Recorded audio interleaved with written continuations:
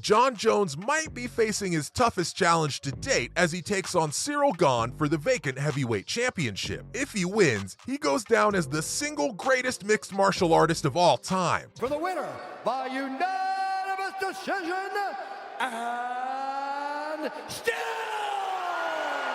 the undisputed. But what does Jon do if he can't get past Bon Gammon? Should the former champion call it a career? There's very little that points to Jon wanting to quit MMA anytime soon, but you could see it happening if the chips fall on the board a certain way. The biggest risk, as with all fights, is Jon injuring himself during the fight that either puts him out for so long that coming back won't really be an option, or it takes away his ability to compete at the level Jon's used to competing at.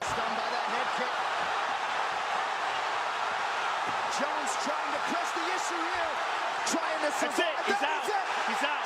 Jon Jones has done it. Jon's taken his time to bulk up properly, but the former champion's been notorious for his extremely tiny calves. I know that sounds funny, but this is a pretty big deal. Having small calves is what enabled him to fight at 205 despite being so tall. His movement may be hampered disproportionately by the extra weight. Additionally, Jon's legs have been vulnerable to kicks in the past, and Santos had Jon walking out of the arena in crutches. If someone as big as Gane goes at those chicken legs if they aren't proportionally conditioned, he could snap them. But let's say there's no injury and Bones just loses. I doubt Jon will have a motivation problem. It's true, Jon's never lost a fight before and doesn't know what it's like to meet your match, but nothing about his demeanor makes it seem like he fears it. The American's grown up fighting world champions and has had years to get comfortable with the realities of this game. Of course, Jon's had his fair share of adversity that cost him his title, and even if it was for a matter outside of the ring, it shows he has the discipline to pick himself up. In interviews leading up to his heavyweight debut against Francis, Jon was very honest about getting comfortable with the worst case scenario. He gets knocked out and maybe has a bone in his face fractured. Once he had his head wrapped around that possibility, Jones was confident in his abilities.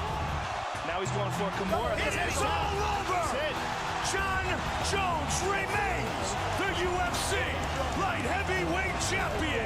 Though I don't think Jon would immediately retire if Ciryl beats him. However, if he starts a losing streak for Jon, then I can see how even 2 to 3 losses at heavyweight may cause a switch to flip in Jon's head, and he really could call it a career. And if you were curious, all this discussion of a dominant champion like Jon losing comes from an unexpected turn of events and a change in opponents. Ciryl is a scarier opponent for Jones than Francis Ngannou. Few people in the world know the sport better than former 2-division world champion Daniel Cormier, and his history with Jon makes him a bona fide authority on the subject. I know it's hard to imagine a scarier matchup for anyone in the world than the Predator Francis, but remove the bells and whistles and it's just power. And I think we all know that Jon's seen one-punch knockout power in fighters like Rumble Johnson and Anthony Lionheart Smith, but Ciryl is a much more evolved animal. You heard him with a jab. Yes, he did. Yeah, he heard it. Might be it.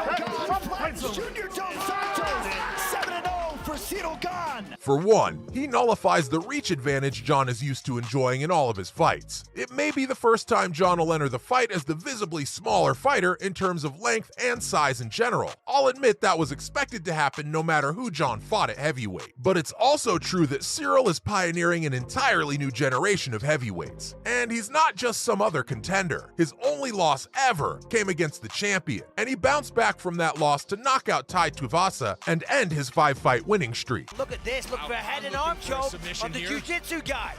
Wow.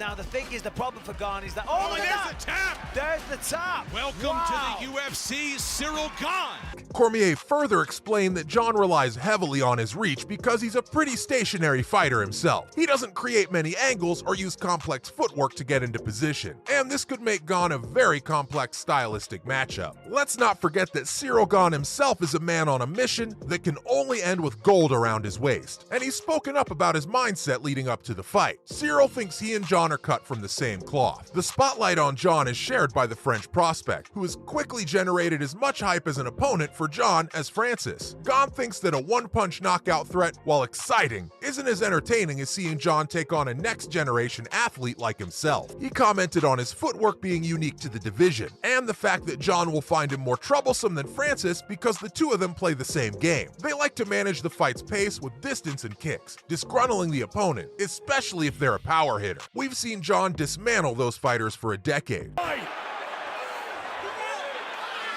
Jon Jones remains the UFC light heavyweight champion. But Ciryl showed his expertise with that when he knocked out both Derek Lewis and Tai Tuivasa. As for the nerves, I think Gane's gonna be fine. Of course, there's the pressure. The former interim champion cites Jones as one of his idols as he comes up as a fighter. But Gane has championship experience. He's fought in front of sold-out crowds in his home country.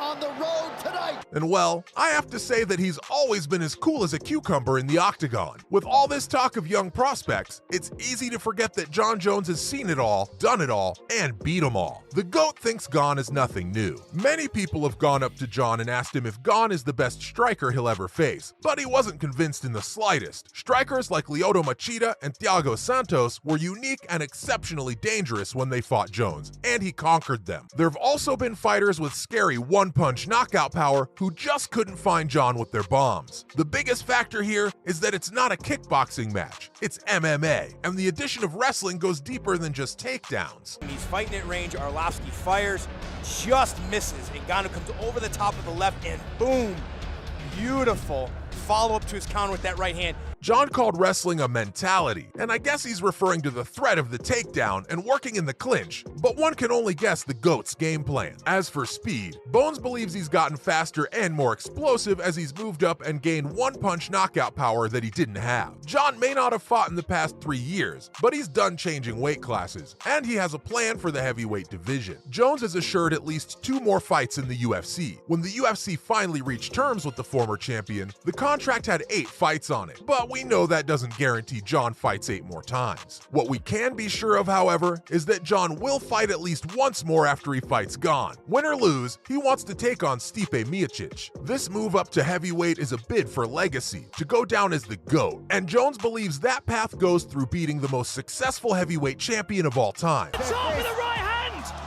Does Blade's recovery still want behind his feet? Mark Goddard's taking a closer look. Ngannou's powering in. Oh, this is bad news! That's it! Francis Ngannou! It can be his first title defense if he manages to capture the belt. And if he loses to Gane, beating Stipe Miocic will earn him the right to challenge for the title again. The former 2-time heavyweight champion hasn't fought since he lost the belt to Francis 2.5 years ago, but he recently tweeted that he was interested in returning this summer, maybe in July, which matches up well with Jon's schedule. Right now, there's nothing we can do but wait and watch as the most historic change in weight classes unfolds before our eyes. See you in the next video.